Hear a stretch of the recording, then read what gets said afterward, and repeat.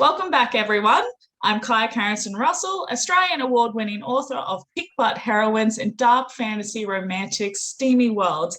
And I have a very special guest for you today.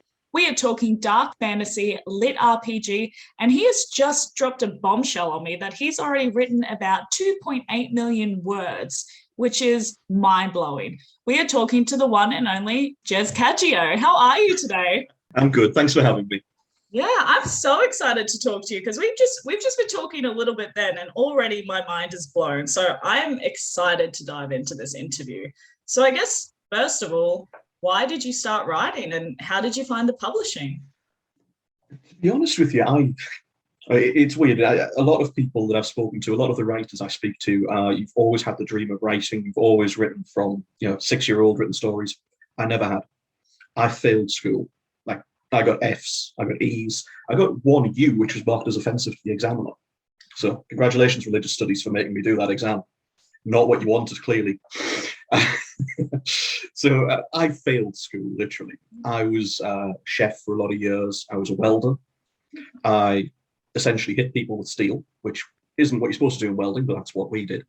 And I then I was quite happy as a welder. I spent a lot of years just because I had my audiobooks. I would listen to audiobooks all day long, and I'd go to work in the morning, put my helmet on, put all my gear on, and then just work. And it would just be this blissful world of these wonderful stories that I just loved. I'd always read. And then I was exposed to a lot of chemicals in the workplace, and my lungs were just shredded. So I'm 40% disabled lungs for life now. It's one of these things that happens. It's not exactly happy making, but it worked out. But as you can imagine, from being a welder, I was this quite a big, burly guy. I lugged steel around literally all day long, made a lot of heavy machinery parts. And then suddenly overnight, I couldn't mow the lawn, go up and down the stairs. I need to lie down for a bit because the lung damage was that severe. So I lost a lot of my, my buy-in of who I am.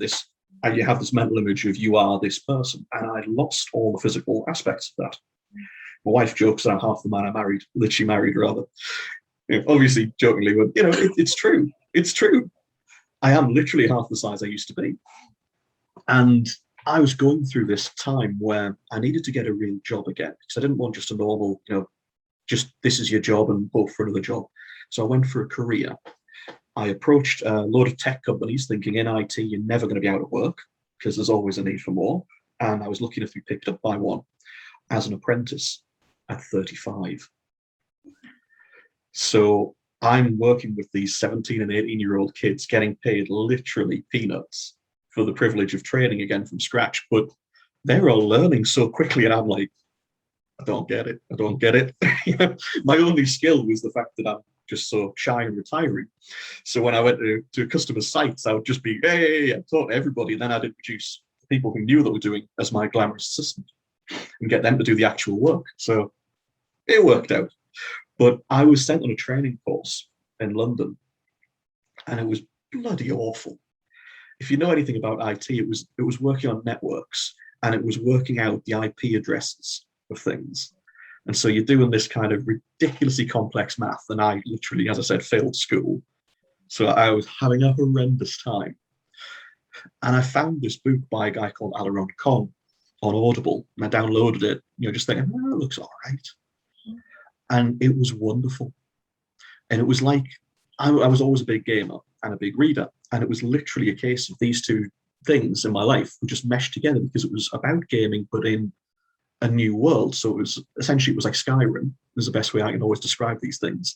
It's like you are in Skyrim. So you've got the leveling system and stuff, but the character is doing what you would do. There's none of this, I will defeat the big bad guy, and I will climb Mount Doom. He's going, nah, screw that, I'm with them. And then gets into a fight, all these kind of realistic things. And I loved it. And I spent the next 6 or 8 months reading these books and being like, his and everybody else's, just loving it so much, until I found a book by another author, and I downloaded it thinking, that sounds good. And it was literally another author's book plagiarized. It wasn't even subtle, it was like Bob walks into the room, Steve walks into the room, they just changed the names and things like that. It was awful. But I reached out to this author, the original author, saying, hey, look, it had been out like 8 or 9 months before this one had come out, so it was obvious which way around it was. And I said, look, I don't know if you're aware, but this is what I've found. So first I thought I just downloaded the wrong book and Amazon had made a mistake or something. And we got talking. And he and then Alaron, who wrote the first book I'd written, I started talking to him as well. And it was wonderful talking to these authors who are these mystical figures that you never expect to actually respond to you or speak to you, because I'm just me in there. And we were both, so we're talking with both of these guys, and they were both saying, well, why don't you try writing? If I can do it, you can do it. Yeah. I was like, I really can't. You have no idea how thick I am. I really can't. And after a bit of pushing, I talked to my wife, which was a really weird conversation. I went to her and said, look, this is what these authors, these amazing people are saying to me to try it. And I don't know what to do, because I know I shouldn't, because I'm too thick for this. And my wife was just basically went, don't be so bloody stupid. If you want to try it, do it. And I was like, look, if I do this, if I'm going to spend literally hundreds and hundreds and hundreds of hours writing this book that might not go anywhere, what if it does go somewhere? Because my wife's a nurse and she's working round the clock, stupid hours to keep us afloat, because my wage was good and then it was atrocious. So we're trying, we're looking at, we might lose the house. We're in that kind of situation. And she just says, look, if you do this, you write the book, we will have it edited, we'll get a proper cover. And I was like, it'll have to be a proper cover, because there's no point in doing this halfway. Thinking, I don't want to pay Bob round the corner 50 quid to knock one up. I want to, no, we'll do it properly. And she supported me and pushed me to do this, and to sit and to, every spare hour I had to do a little bit here, a little bit there, a little bit here, a little bit there. And looking back, I was being managed by my wife and my doctor at the time, because I was on the verge of serious depression and I had no clue. Because sometimes you don't in this situation, but I'd lost all of this stuff that was important to me, and I was, no income really. I mean, I barely covered my bills, let alone contribute to the house, and everything had been falling apart. And I started to write, and just, wow, this whole world opened up to me. And I was fortunate enough that when I did it, because my wife supported me, we got a proper editor and sent the stuff off to her. And I said to her, look, if it's crap, just tell me. I won't waste my time, and I'll pay you for what we've agreed. I'll still pay you, don't worry about it, but just tell me if it's crap, so I don't release it and go, and then it gets slaughtered. And she was saying, no, it's good, just go for it. I've got a good artist, I'm a really good artist. And then I was very fortunate, because I released in lockdown. I released in the first month of lockdown, when everybody was basically, what do we do, needing something to do. And I just landed at that point, and it worked. And I was like, was that 2019 you published? End of 2020? April 2020. Well, firstly, happy 2-year anniversary. But that's incredible that you've already, I think you said you've written 10 books now, that you've already had the success that you have had. But to come out of that, and a lot of us, when we go into this, we don't understand what we're actually getting into. We don't understand the discipline that we need, how hard it's going to be. But it's interesting that you sat down first with your wife and had that discussion. You already knew what you were stepping into, but to then have that place where you could discover yourself again is really inspiring to hear. How did you then find the publishing process? Was it a bit of a surprise to you, or you had people helping you? It wasn't. I mean, with being an indie, it's so much easier. I mean, I did reach out to 2 publishing houses, one of which never responded, which was fair enough. That's standard. That's the way these things are. And I was fortunate in that an established author that I'd been talking to offered to have a word with the guy who owned the other publishing company. And he got back to me and said, look, I'm interested, but your story's just too dark. It's really dark. It's not what I do. It'll be 6 months or so before I have an editor look at it. I'll think about it, if you want to go. And I was like, oh, well, I've already got it written. I've got a cover. I've got it edited.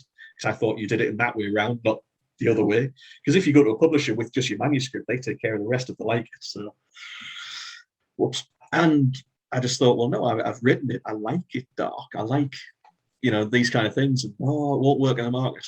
Yeah, we'll try it anyway. And I went ahead and, yeah, bloody well did. So when did you go to full-time author in that period? I was fortunate because I was furloughed for the first 3 months of lockdown. So I was getting paid by my company while I was writing. So I wrote as soon as Bright Blade had released and it had done so well, I was like, Jesus, now I've got to write a second one. Can I do a second one? Because you don't know if you can. And I sat down and wrote that one in about 4 months and got it off, got it edited, got it turned around. And once that one landed and it took off again, because people, once you've got one book out, there's interest. But 2 books and there's more interest in the third book. It seems to be the third one seems to be the magic number that, oh, there's 3 books, I'll pick it up now. And then, yeah, I went after 2 books, I went full time because I was fortunate in that the IT wage at the moment I hadn't got up to the point where it was real money yet. So I wasn't earning like silly money to be able to risk it. I was like, oh, wait a minute, well, we've made my entire yearly wage in like 4 months, so why not?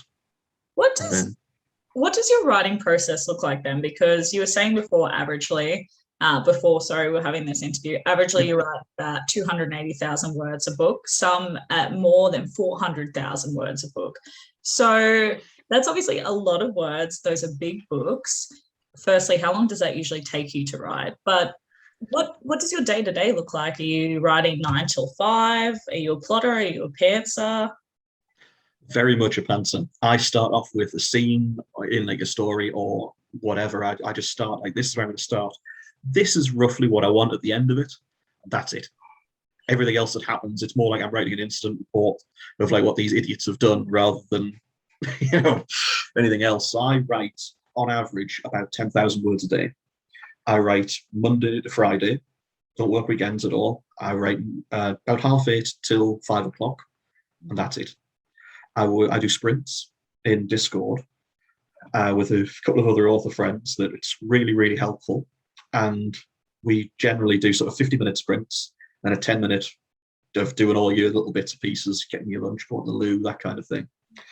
And we also do punishment, which is a stupid way of doing it, but it works in that my aim is 1,500 words per hour. And if I don't hit 1,500 words per hour, I then have push-ups, sit-ups, weights, whatever. So I'll do, say, every 250 words under or part thereof, under 1,500, I have 10 reps of my weights. But it also gets your heart pumping in your arms, like T-Rex arms afterwards. But then you sit down and you go, I'm not doing that again. Yeah. And yeah, it works. And obviously you're getting exercise, which you wouldn't be getting because we're now sitting at desks all day long. So I'm curious, and we're talking about identity before. You were known as this big burly guy carrying around steel, and then you had lost that identity and sense and self. How do you view yourself now? How would you describe yourself? Yeah, very differently. I'm nearly 6 foot. Most people still see me. I have a shaved head, beard. I look like a thug, essentially. I know that, and I'm fine with it. Everybody's always said I look like a thug. Growing up, there was a big forest nearby and a big sort of public park, and it was a bit of a dodgy area. And my mother used to tell me, don't go through there at night. And I'm 6 foot, big leather jacket on, big ring, and I'm going, what am I going to bump into in the dark that's worse than me? Anybody that sees me in the dark generally walks away very quickly. So I'm nowhere near as big as I used to be, but I'm now an author. I'm a published author. I make enough money that my wife gave up her registration and she's now a beekeeper. I'm not, don't get me wrong, I'm not talking stupid money, but I'm making enough money that I can afford. Our kids are safe. The house is paid for each month. The family's looked after. That's all I ever cared about. As much as, I'd love to do, a Netflix deal and get published in all these millions of places and make billions of pounds and be like J.K. Rowling and, roll up 50s to light me cigar with. As much as I'd love to do that, I wouldn't really give a shit about the money. I genuinely don't. I pay myself a wage each month and my wife that is just what we need. And that's it. We don't need any more than that. We have a nice holiday. But beyond that, we don't need stupid things. I do have one indulgence, however, which is on my wall. What's that? That is the Naginata that my main character uses in my first book. I went down to London. I went to London and spent a week with a master bladesmith to craft that, handcrafted. That is amazing. Oh yeah, and it's Damascus steel. It's beautiful. Well, then let's talk about one of your well-loved series, Rise of Mankind. So that now, the first one has over 2,000 reviews ratings, which is phenomenal. Wow. So, in case you didn't know, I didn't realise it was that high. Last time I looked at it, it was 30,000. Well done. Congratulations. Thank you. Thank you. So tell us a little bit about that series for those who haven't yet read it. Set as an apocalypse. So the world's gone, the world's ended essentially. And it's because, how to say it without sort of any spoilers and so on, but essentially another species has interacted with ours, have found us and have seen how warlike we are and is in a war. They're in a war of attrition already and they're like, right, we need somebody to try and block off this section of space. The only thing we can do, because we're not really combative, we're not really this way involved, is we can access mana, the world, that creates magic and so on. We can release it into this world, and we can release dungeons into the world to let people grow and to cleanse the world, but so that people can level, so that creatures can change and so on, and so that we can speed up the evolution of the planet. And so they do this. They release all of these into the world, and it's all going a bit wrong. But my character starts off, and it's just, he's had a bit of a night out. He's very, very drunk that night, met a nice girl. He's gone home, and he's discovered as he's getting back to the house that he's given her his jacket because he's going to meet her tomorrow. It's like being the gentleman, and hey, there we go, good impression. And his keys are in the pocket. And it's chucking it down. So he's standing outside going, oh, what have I done? And the whole world, the sky suddenly lights up in crisscrosses of fire as the world enters the mana field. And from that point, all electricity stops. And the world starts from, trying to work out the next day. He's managed to get in, sorting things out and going, well, why doesn't the car work? Why doesn't this happen? And everybody just sort of, at first people are like making light of the whole situation. Oh, it's okay, it's not that bad. At least we're not at war. We're not doing this. We'll all just gather around together and cook on open fires or whatever. But the power isn't coming back on. And it's about the way the world falls apart while these twisted creatures all start appearing. And while the kind of the worst of us are getting loose. These criminals that have just taken over a small gang who've just got out of prison, and they're discovering that the police aren't coming to stop them. There's no controls, and them all going wild, and the interactions between him and them and others. It was good fun to write. It took me about 6 weeks, all told. So that would be so interesting writing that as well, like having a world that's so chaotic. And this is kind of what I like about writing dystopian and apocalyptic and things like that, because you can make it so chaotic and then you have to create the new reality. And it's also questioning a lot of the what if. As you said, electricity is gone. How would people initially react to that? And being in that mindset and writing that down, I imagine it would have been very, I want to say thought-provoking even, like going through that and being that character with that. Did you have any challenges writing? It was interesting because a lot of the things, my characters, somebody commented recently that all of my characters are dark, brooding, and that their female characters sort of even them out. It's like, yes, that's because it's me. It's generally, we write as authors, we write what we know, and that's because it's me, and my relationships that have actually worked have been with stabilizing influences, which is why my characters have stabilizing influences, or they don't, and they go off the rails. But yeah, it was fun writing it. It was interesting as well because I made some mistakes in it. Things like, because we don't have guns obviously in the UK very much. It's much more controlled. So the gun terminology, things like a clip instead of a magazine, stupid things that I should have known better, but I just genuinely didn't. Because you see these comments in various things like Hollywood and so on. It's like my main character in that series used a sword a lot, and so I then went to HEMA,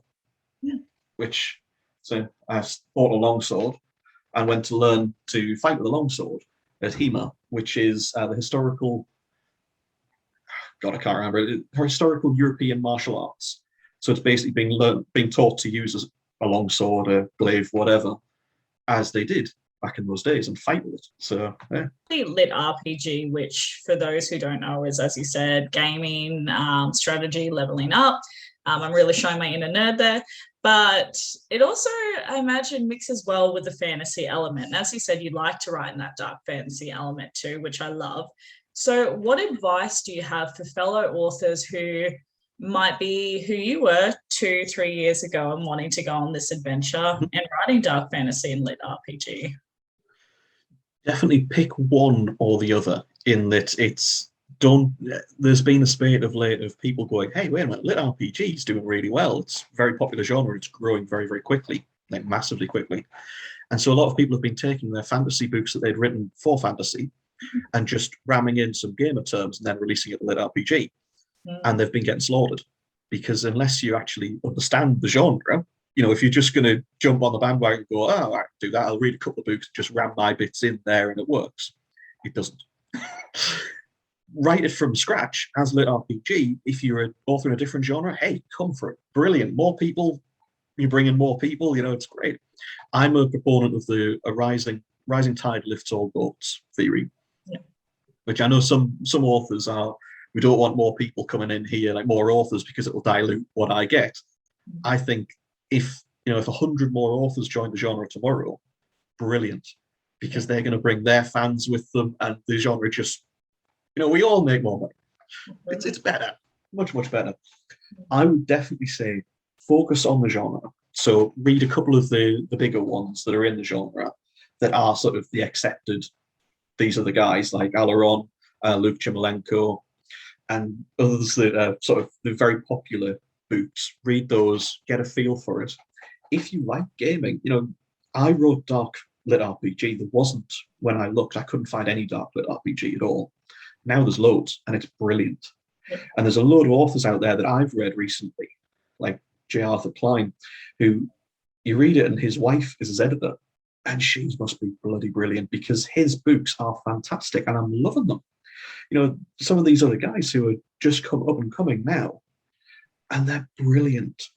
And it's just wonderful to read their stuff. Lars McMullen released Master of the Horde recently, which is set from a dragon's perspective. So the main character has died, he has a heart attack, and he wakes up and he's in this dragon's body in a different world. And the whole thing's from him figuring out what the hell he's doing, and it's brilliant. Because very few people seem to do the monster perspective very well. Because, we're not dragons, so it's a degree of taking our experience into that. But, if you're going to do it, don't scrimp on the cover or the editor, and get proofreaders. Proofreaders, there's a million people out there or whatever that love the genre. Ask in any of the groups and say, hey, look, I'm an author, I want to be an author, I'm releasing in 3 months' time or whatever, I'd like some beta readers, would anybody like to read it for me? And I'll send you a copy free when it's done. And you'll be inundated with it. And all they'll do is they'll go through and they'll tell you if it's good or it's crap. But more to the point, they'll read through it and they'll say, hey, page 26, this line here, it makes more sense if you do it that way around, or you've missed a comma, or stupid things. But pay for the best editor in the world. Once they've gone through, because it's like when we write the book, we read through and we know what it says. So we skim read, and you miss bits. And, this part of the sentence is that way around, but it shouldn't be, because it's been edited, but it hasn't been fixed. And these things happen. My first book, when Brightblade came out, one of my highest review, bastard, is saying about how don't waste your time with this, because the quality it is now, it's just not worth it. Reads like fan fiction, I think is the word. Now, some of that is entirely true and entirely accurate. And it's been worked on, it's been edited, it's been redone until now. I've got to say, it's a lot better than it was. It was a little bit of a, for me, because I got 70 upvotes on that as helpful in the third week, I think it was. I hadn't sold 70 books at this point. And yet 70 people voted that as helpful. Slightly not legitimate, I'm thinking. Well, it's now like 100 odd people have said it's helpful. Fair enough, you don't like my books. Fine. It was true. It really was. Now, I mean, if you get proper proofreaders, I've got 9 proofreaders now, which is excessive. But some of the guys come back, like with Arise Alpha, my latest one, and they go, "You dog, bless. Have a puppy." Oh, bless. No, it's good. And Arise Alpha, some of them came back and said, "All right, I've got like 6 errors. That's all I've found." And others came back with 40. But a lot of those errors are found again and again and again by the proofreaders. And then when I do, my pass before it goes to them, I find more, and you get from this many errors to this to this to this. And when it releases, you've still got errors. There's no way of getting rid of the buggers. But they'll get reported. Or people will message me and I'll thank them and I'll fix it. And then the end product that comes out is so much better because it's been gone over. So don't do what I did and just have an editor and just go, there you go, and get your mates to proofread. It doesn't work. Get an editor, proper one, get a proper proofreader or several. And your cover is so important. Because if your cover's crap, and if it looks like it's just been tossed off, that's what people think's inside of it. They'll look at your cover first, and then they'll read the blurb and they'll read everything else, but they'll look at your cover, and if they go, don't like the look of that. But lit RPG, you have to be very specific with. It's a very niche market. Well, it's not even a small niche market at the moment. I remember, I think it was about a year and a half ago, 2 years ago, I interviewed my first lit RPG author, Michael Chatfield. I don't know if you're... Oh, yeah, I know Mike. Yeah. He's awesome. And, even then we were talking about how it was growing. And from there to now, I've seen how much it's boomed over time, which is awesome. But there is a very specific cover that you expect from it. Like most genres, there's always a bit of a theme, but it's interesting, as you're saying, obviously have your beta readers and have your editor, because I think before you said you have 3 editors as well. Yeah. But we all make mistakes, especially on our first one. So I think it's such a learning curve until you find out what works best for you and your process. And then it kind of just becomes, well, there's another book, it's off through the process and I'll publish that in 3 to 6 months, whatever it may be. So, you still did all right. Yeah, my editors now, I used to have 1 editor. Now I have 3 because I have a developmental editor. She goes through and they go through rather, and they read it and go, oh, well, this would be better if you take it out of here, move it 3 chapters up, and we'll do that and we'll seed this throughout the book. And that works great. I have line editor, Jenny, who the common necromancer. So she just sort of fixes things and goes through and makes it much, much better, I've got to say. Then I have Jack, who's an Aussie and is completely batshit crazy. He is. I think he's 20. He's 19 or 20. And he's insanely focused, and he has continuity. So he goes through and he goes, well, 6 chapters ago you said he was 6'2". Now you say 6'3". Or he's 6'1", and he does this over like 6 books, 1.6 million words for Underverse, the first season, first arc. And he's just going, do you realize that on page 27 of this book, you said this? But I'm going, I don't remember. Yes, I vaguely remember I had breakfast at some point today. That's all I know about. I don't know what I ate. So the way that he remembers all these things, it's scary, but very, very, very good, very worth it. It's especially amazing to see what readers do retain, because after you obviously hit publish, that world becomes something more, and you connect with people all over the world with this creation. And as you said, they usually pick up on things. They're like, yeah, but this person said this in book 1. And you're like, how do you remember that? But how did you find when you started getting that readership and following, should I say, how did you respond to that? Because it's a very surreal and weird feeling, really. It is, and I think because of the way I responded really helped me as well. Because first of all, I was raised to to believe that if you don't have something nice to say, don't say anything at all. And that doesn't work a lot of the time on the internet, because I tried that when there was a misunderstanding with somebody I went to school with years ago, and I just went, I've tried explaining this, you're not interested, I'll just blank you. There you go. And then because I didn't say anything else to everybody else about this situation, they all just got his version and accepted it. Learning curve now, you just go, well, if you believe that kind of stuff with me, I don't care. Just ignore you all. But when people spoke about my books, and when they still speak about my books on any of the Lit RPG groups or anywhere I can see it, essentially, if you tag me in and I see it, I take the time whenever I can to find it, to thank them, because you're promoting my works, you're talking about it. Even if there's my first series audio is very Marmite. You love it or you hate it. Americans seem to love it.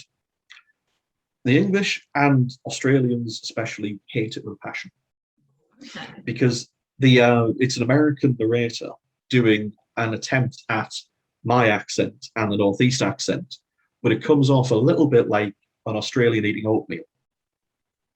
Yeah. That's very specific. Yeah, so it's the first book. There were problems. Going up to that, there were problems. I did it through a publishing house, so I didn't get a sample beforehand.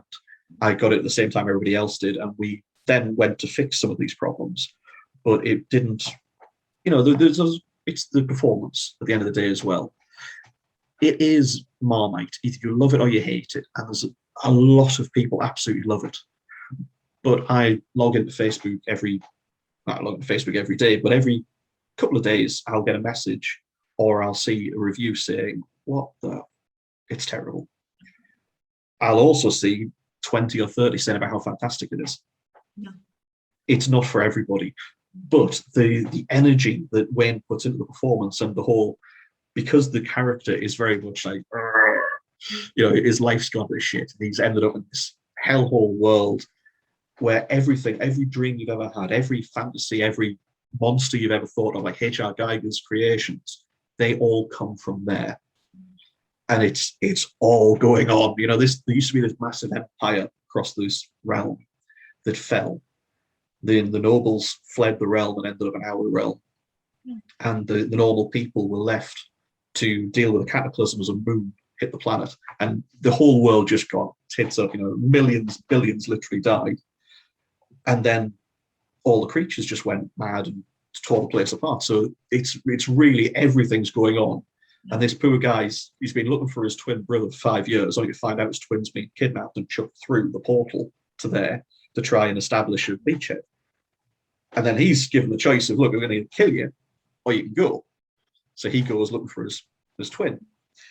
And it's all about this guy sort of being on literally the ragged edge for the entire first book, him just going, what the fuck? Racing around, fighting monsters, and just sort of constantly going, what the? So Wayne brings this amazing energy to it, and it's not for everybody. I'll hold my hand up. It's not for everybody, but it's bloody fantastic. It really is. It's definitely, though, get samples. Yes. If you're going to do an audio, get a sample first.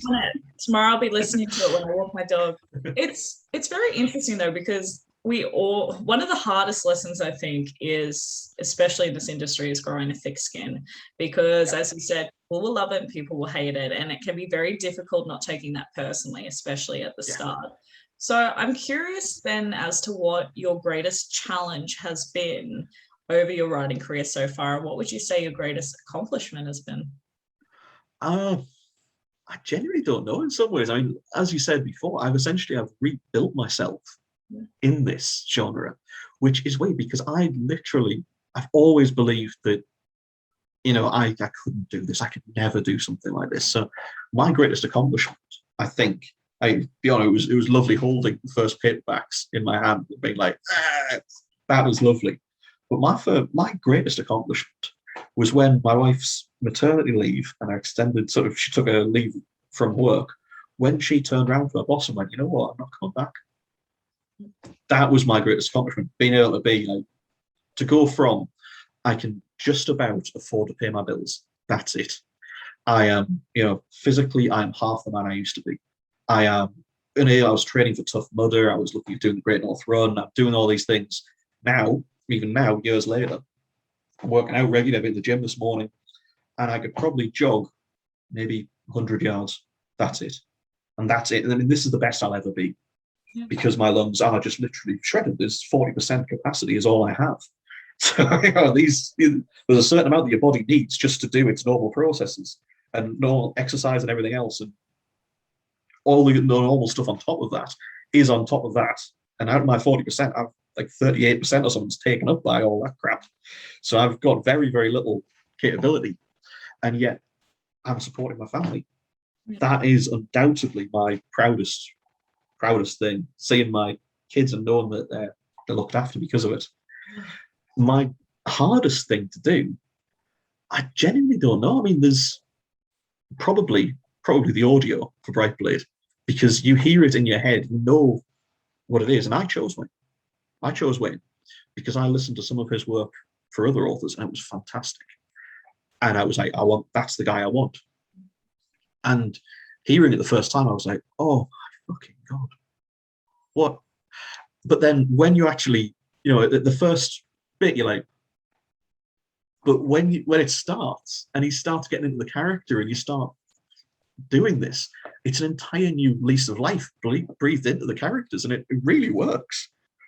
But it's not for everybody, What can I do? That's such a cool experience. What would be your top 3 marketing tips for fellow authors? Talk to people. Every single time, talk to people. There's loads of authors out there, you promote, you're reading my book. You get to the end of the book and you go, oh, I love that. And somebody else on Facebook saying, oh, I'm looking for dark fantasy. I'm going to tell him about this book that I just read. It's brilliant. Now, if somebody does that, they're taking their time to talk about your work, your world. Why the hell don't you thank them for it? That's what I do. I always thank them whenever I can. I make the point. I spend some time each day just scanning through. My wife gets mad about it because I'm, sitting on the sofa on a night time. She's watching TV and I'm going, hi, Barry, thanks very much for. But you've taken your time out to help me and to talk about my work. The least I can do is respond and say, hey, thank you very much. Really appreciate that you said that. Really like that you did this. Some of these guys are saying, oh, I hate the audio, or I hate this about the story. I hate the fact that it's this. I have a character in one of my books, Oracle, who is, because she's a wisp, she has no physical body at first. It's all from mana. She forms her own body. But she's grown in the tower. She's seen character interactions and interactions between people. She's not really understood the emotional aspect, but she's liked it. She's wanted to be part of this world. She's wanted to interact with people. She then bonds with the main character.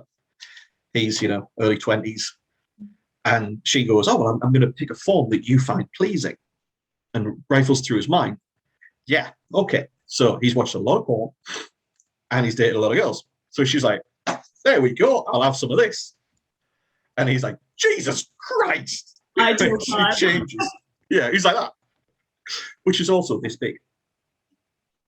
So he's like, but she's going, should we do this? Oh, I found all these things in your mind. You loved having sex. You don't.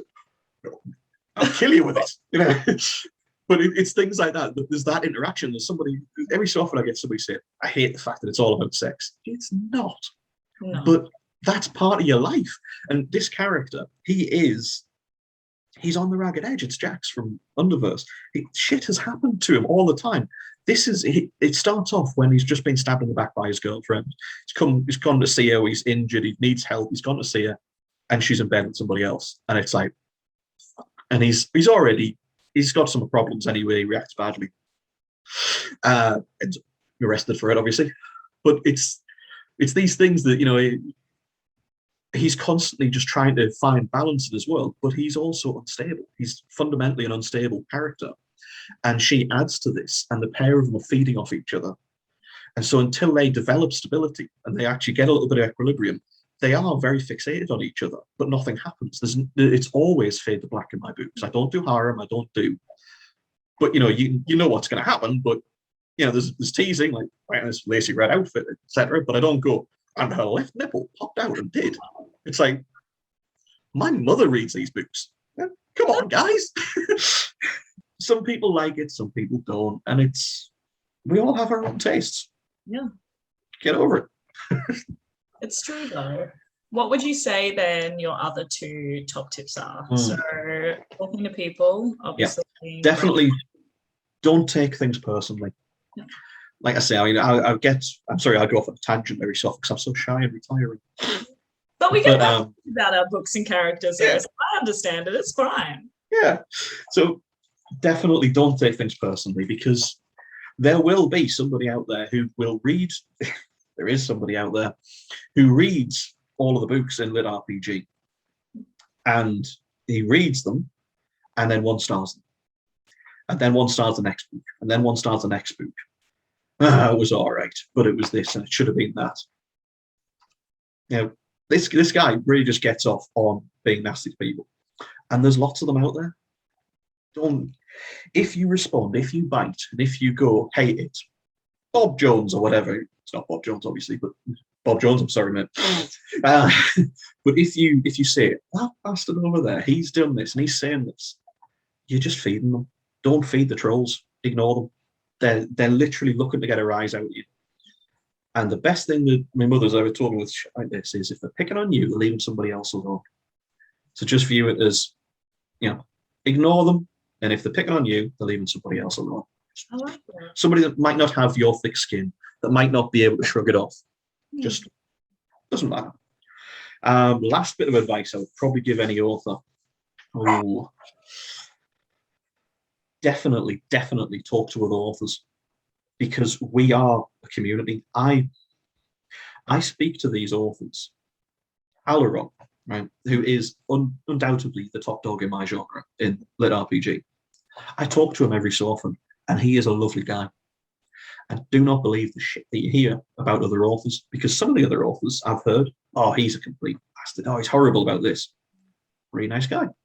Yeah. She's over there. Oh, she's terrible. She's really nice. Mm-hmm. She's lovely. Stab me in the back. We're all just people. We are literally people. It's weird that these amazing authors speak to me. I always feel a bit like, oh, because it's weird that these people are talking to me, and yet they are, because they're just people. Yep.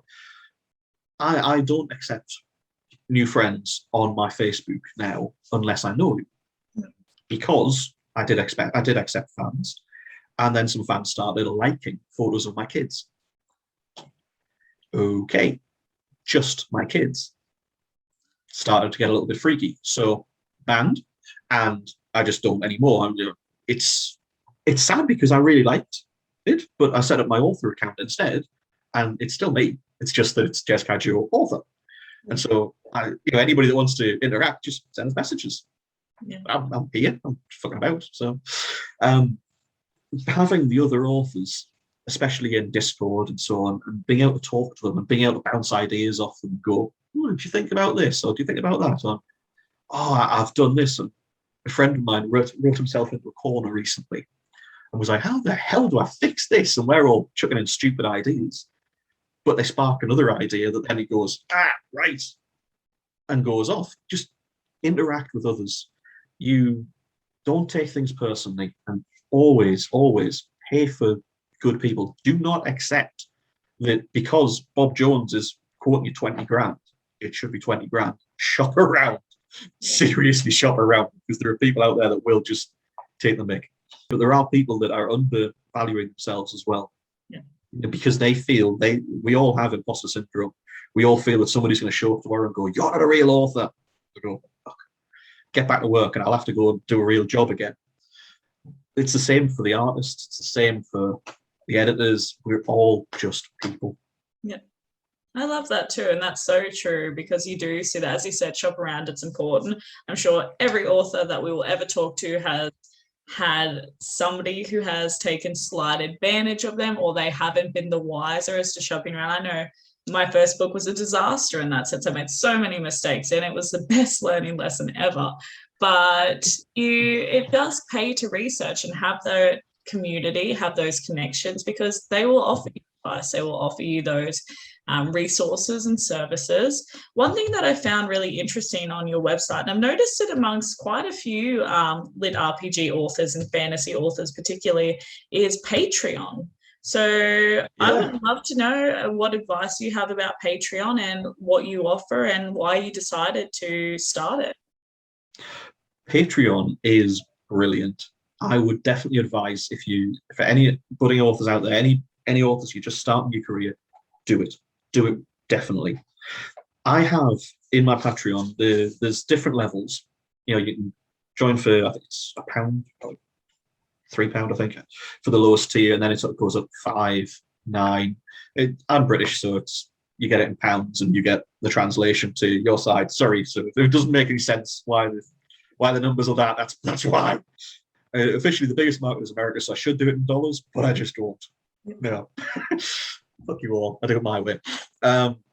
So I do different levels where you can do things like you can make suggestions to me. You can reach out to me and say, hey, I think you should try this in your next book. And if it's sensible, I'll listen. And if it isn't, I'll laugh at you and tell you no. I have one Patreon who's at the top tier, so he gets to name characters in my book. So I get in touch with him every so often. I say, look, in this next book, I have got 3 characters, this one, and this one. This is who they are. This is the kind of person they are. Who do you want? And they'll say, oh, I want this one. I want the Legionnaire. Right, what do you want to be called? Right, there you go. And this is the person that I'll now build into the next character. And Patreon is brilliant because I can write. I'm writing all the time. Like I say, I aim for 10,000 words a day, sometimes more, sometimes less, but that's what I aim for. So I put on 3 chapters a week on Patreon. So if you read my latest book, you love it. Oh, it's fantastic. I'm going to wait 3 months or 2 months or 6 months, whatever, for the next story. You can read the unedited version, and every week 3 more chapters are added, and it'll just keep going. Now, at the end of those, when it comes to release, because of the agreements we have with Amazon, you can't have it anywhere else. So I then take it down. But I give you a bit of notice that it's coming soon and that it's, you can read it. So I have people that are reading, at the moment on the higher tier, are reading Arise, Dark Crusader, which is the one that releases in July. They're 2/3 of the way through that. And they'll be finished that in about another 3 or 4 weeks. Yeah. And then, the other guys in the lower tier have just started Dark Crusader. So Arise launched on Monday. I release on a Friday, but because I took everything down on Monday, I then put the first few chapters of Arise Dark Crusader up then because, you've lost access to this, so you can have access to something else. I put on my cover art in progress and downloadable versions of the cover art on there. And from, I think it's the 18th of this month, I've got the audio being done personally rather than going through a publisher for the first time, with this amazing pair of narrators called Jessica Threet and Christopher Boucher. And they have Actors Everywhere company, and they are brilliant. They're going to be doing the audio for me, and I'm getting the unedited version from them each day. I get 2.5 hours a day, bang, bang, bang, for a week. So that's how long I think it will take them thereabouts. Might be a bit longer, might be a bit less. But then my Patreons from the £10 level will get that. So they'll all get to listen to the audiobooks as it's being done as well. And it's just a thank you, really. I mean, I'm not charging any extra because, I can do this, I can do that. I'm just going, well, I said you get this, but I've got this coming up now as well, so I'm going to chuck that in for you because you're helping me. These people are literally going, hey, I know I bought your book for £5 or whatever it was 6 months ago. I'd like to give you some more money because I really like your stuff. Yeah. So the least I can do is say, thanks very much, guys. I always send a message out myself saying, thank you, because that's what you do, people help. And that's the awesome part about it too, is that readers like to be involved. They like to see the behind the scenes. They like to see the progress and process because, as you said, and all of us have done it when we were readers, an author looks very magical and mystified and like a unicorn. And so it's interesting to see the step by step and have that connection with the author. So that's awesome. What would you say then your most memorable reader interaction moment has been so far? Obviously, the liking photos of my kids, that was definitely memorable. Yeah. But yeah, no, there's some of the guys out there, guys and girls out there that I've spoken to that have been wonderful, that are really, I'm really enjoying just talking to them, but also I'm enjoying, like, I'm going to Dragon Con this year. So in America, I'm going across to that, which I'm really looking forward to. I've never been to a con before. And I have two small children and they're not coming with me.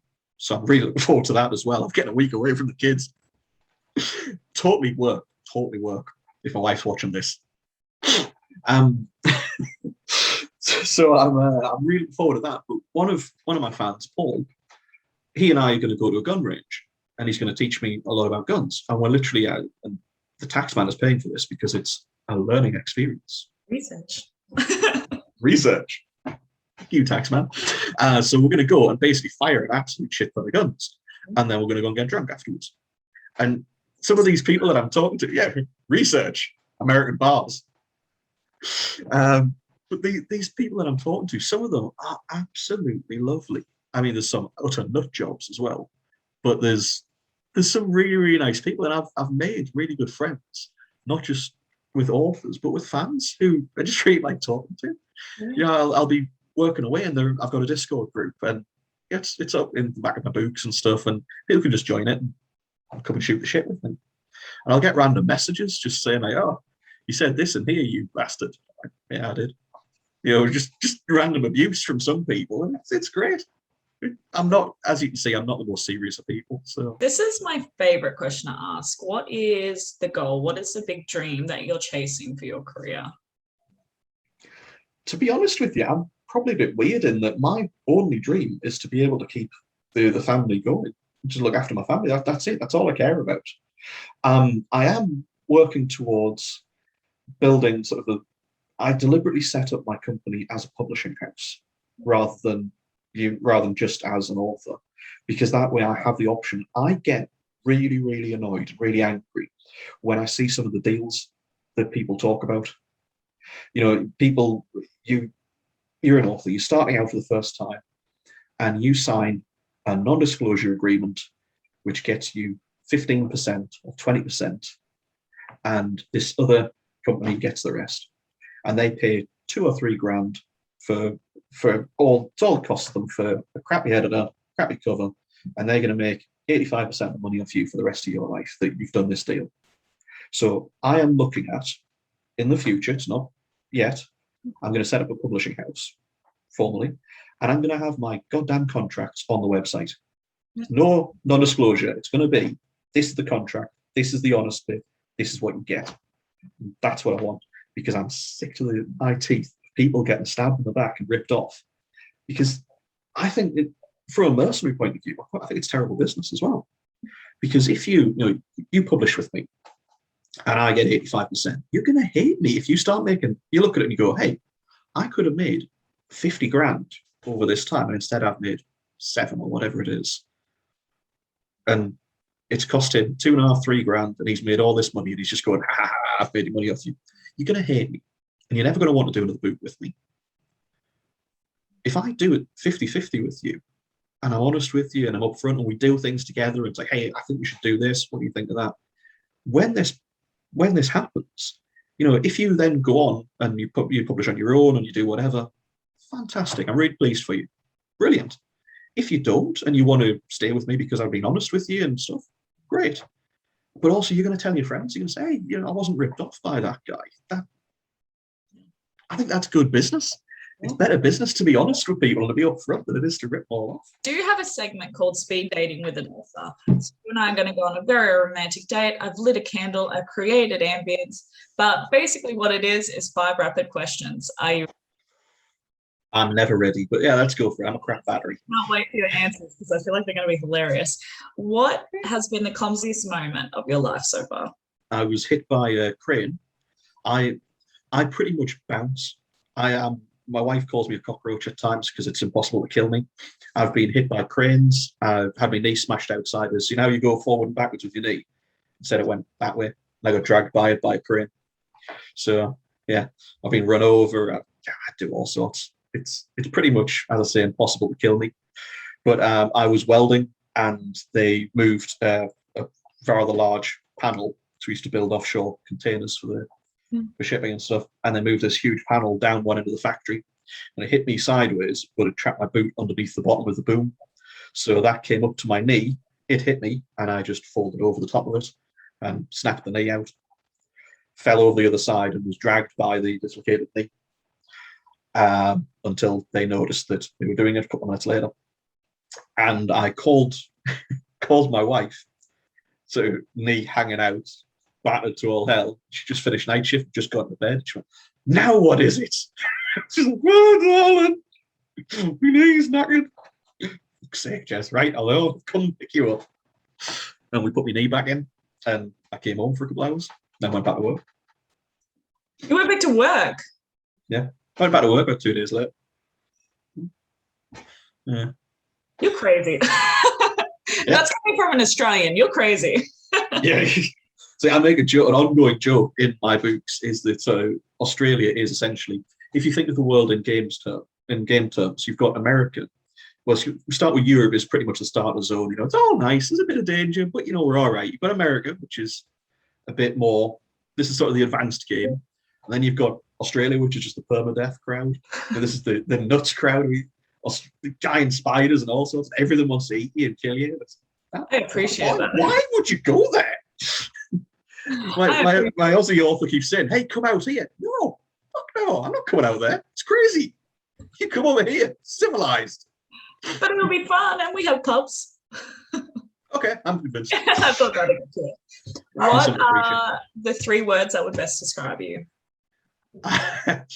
Clearly shy and retiring is not of them.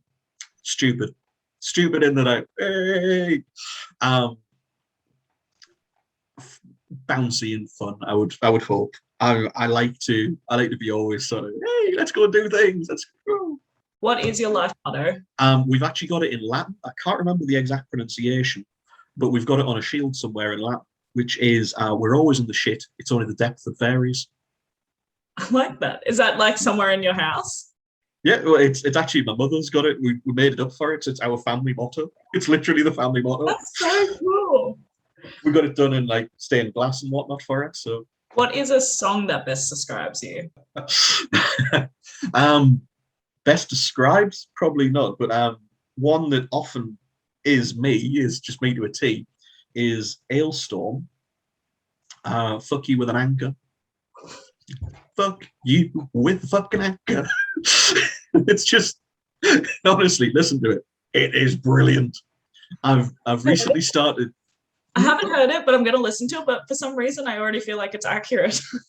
Oh yeah, it's just like Ailstorm are just batshit crazy. Some of the songs are just amazing. What is a unique talent or skill set that you have that not a lot of people know about? Well, I can forge a naginata. So that's pretty unusual. I'm trained to fight with a long sword. I'm pretty much unkillable, as near as anybody can tell. Just not through any kind of superpower, just because I'm too stupid to die. And beyond that, I mean, as a chef for a lot of years, I can cook all sorts. I created a dish that was kangaroo marinated in mint with red currant jelly and strawberries. Shouldn't go together. I created it when I was drunk, because we did most of our menu meetings drunk. Well, we didn't start off drunk, we just start drinking, and it'd be like a 4 or 5 hour menu meeting, and we'd all be smashed by the end of it. Get together the next day and read the notes and just go, what was that? But try it. It's a good dish. I have had so much fun.